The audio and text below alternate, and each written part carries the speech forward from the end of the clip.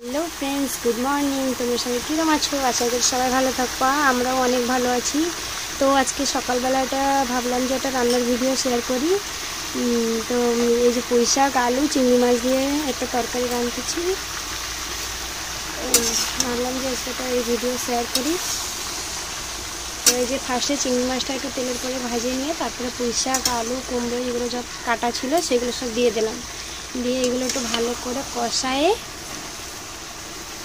ফার্স্টে একটু কষায় সারি, তারপরে একটা একটা করে জিনিস দেবো। আমার সবাই সাথে থাকো।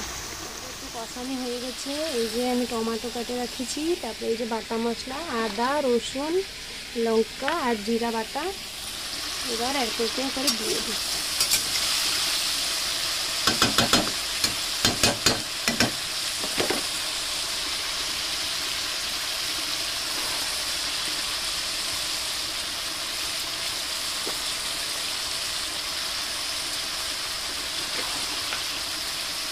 এই যে চামচ মশলা দিয়ে দিলাম। এইবার দিয়ে দেবো কাটিয়ে রাখা টমেটো,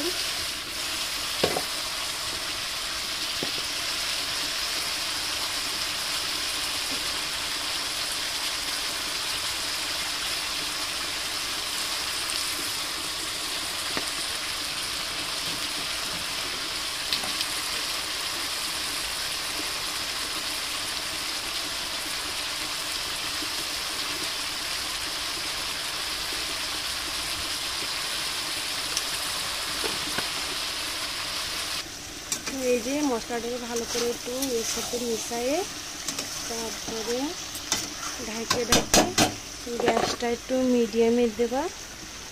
মিডিয়ামে দিলে কী হবে, পুঁই শাকটা যে ঢাকে দিয়ে কষালে একটু ভালো মতন পুঁই শাকটা সেদ্ধ হবে।